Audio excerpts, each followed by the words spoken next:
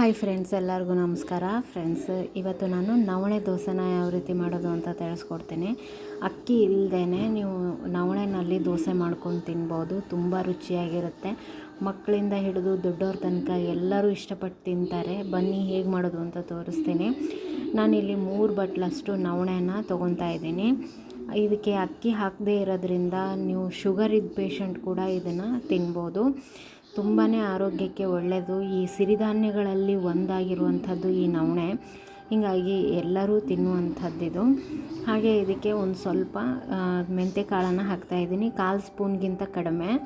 ಆಮೇಲೆ 1 ಬಟ್ಲಷ್ಟು ಉದ್ದಿನಬೇಳೆನ ಇದಕ್ಕೆ ಸೇರಿಸ್ತಾ ಇದ್ದೀನಿ. ಅರ್ಧ ಬಟ್ಲಷ್ಟು ಕಡಲೆಬೇಳೆನ ಹಾಕ್ಕೊಳ್ಳಿ.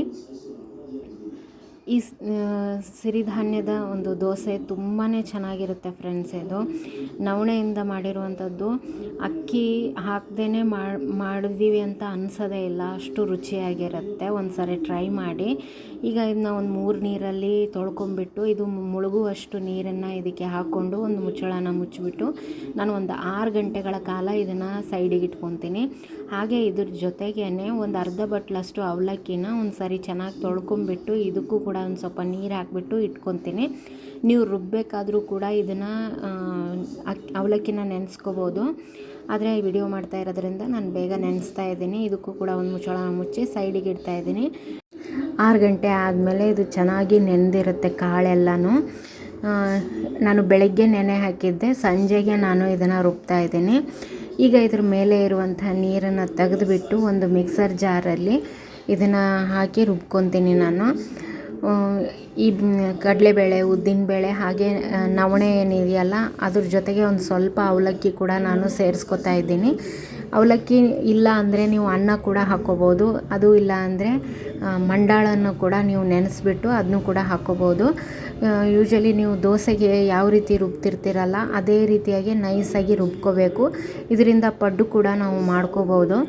ಇಲ್ಲಿ ಒಂದು ಪಾತ್ರೆಗೆ ನಾನು ರುಬ್ಬಿರುವಂಥದ್ದನ್ನೆಲ್ಲನೂ ಹಾಕಿದೆ. ಸ್ವಲ್ಪ ಮಿಕ್ಸರ್ ಜಾರಿಗೆ ಒಂಚೂರು ನೀರು ಹಾಕ್ಕೊಂಬಿಟ್ಟು ಅದನ್ನು ಕೂಡ ಇದಕ್ಕೆ ಸೇರಿಸ್ಕೊತಾ ಇದ್ದೀನಿ. ನಿಮ್ಮಲ್ಲಿ ತಂಪು ವಾತಾವರಣ ಇದ್ದರೆ ಉಪ್ಪನ್ನು ಹಾಕಿಬಿಟ್ಟು ನೀವು ಇದನ್ನು ಚೆನ್ನಾಗಿ ಒಂದು ಸರಿ ಕೈಲಿಂದ ಮಿಕ್ಸ್ ಮಾಡಿಬಿಟ್ಟು ಮುಚ್ಚಳ ಮುಚ್ಚಿ ಇಡಿ.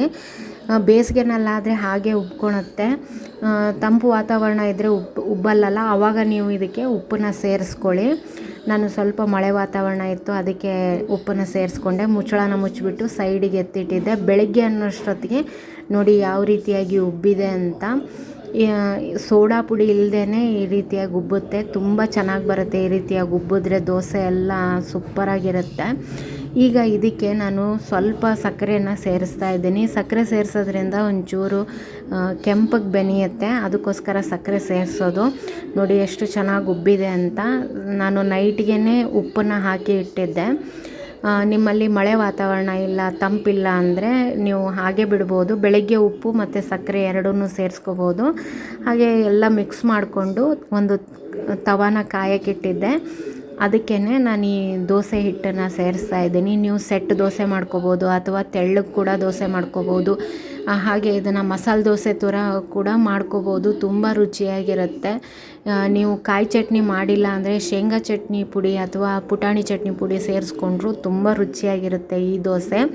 ನೋಡಿ ಕೆಂಪಿಗೆ ತುಂಬ ಚೆನ್ನಾಗಿ ಬರುತ್ತೆ ದೋಸೆ. ನೀವು ಯಾವ ರೀತಿ ಮಾಡಿಕೊಂಡ್ರೂ ದೋಸೆ ಚೆನ್ನಾಗಿ ಬರುತ್ತೆ. ಈಗ ನಾನು ಒಂದಕ್ಕೆ ಶೇಂಗಾ ಚಟ್ನಿ ಕೂಡ ಹಾಕ್ತೀನಿ. ಇದು ಚೆನ್ನಾಗಿ ಒಂದು ಸಾರಿ ಬೆಂದ ಮೇಲೆ 2 ಕಡೆ ಬೆನೆಸ್ಬಿಟ್ಟು ಕೊನೆಗೆ ನಾನು ಇದಕ್ಕೆ ಶೇಂಗಾ ಚಟ್ನಿನ ಹಾಕ್ತೀನಿ. ಹಾಗೆ ಇದಕ್ಕೆ ದೋಸೆಗೆ ಆದಷ್ಟು ನೀವು ತುಪ್ಪನ ಬಳಸಿ, ತುಂಬ ರುಚಿಯಾಗಿರುತ್ತೆ ತುಪ್ಪ ಹಾಕಿದ್ರೆ. ಈಗ ನೋಡಿ ಇದಕ್ಕೆ ಒಂದು ಸ್ವಲ್ಪ ಶೇಂಗಾ ಚಟ್ನಿ, ಅದ್ರ ಮೇಲೆ ಒಂಚೂರು ತುಪ್ಪನ ಹಾಕಿದ್ರೆ ಕಾಯಿ ಚಟ್ನಿ ಕೂಡ ಬೇಕಾಗಲ್ಲ. ನೀವು ಹಾಗೆ ತಿನ್ಬೋದು. ಮಕ್ಕಳಿದ್ದವರಂತೂ ಇದನ್ನೇ ಸುತ್ತಬಿಟ್ಟು ನೀವು ಕೊಟ್ಟರು ಕೂಡ ಇಷ್ಟಪಟ್ಟು ತಿಂತಾರೆ. ನವಣೆ ದೋಸೆ ಮಾಡೋದು ತುಂಬಾ ಸುಲಭ. ಅಕ್ಕಿ ಇಲ್ದಂಗೆ ಎಲ್ಲರಿಗೂ ಒಳ್ಳೆಯದು ಈ ನವಣೆ ದೋಸೆ.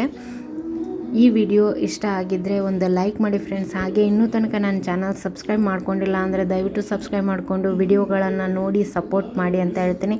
Thank you friends.